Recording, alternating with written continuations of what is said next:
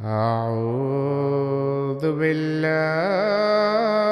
من الشيطان الرجيم.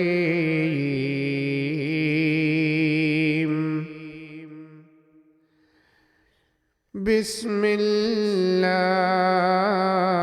الرحمن الرحيم.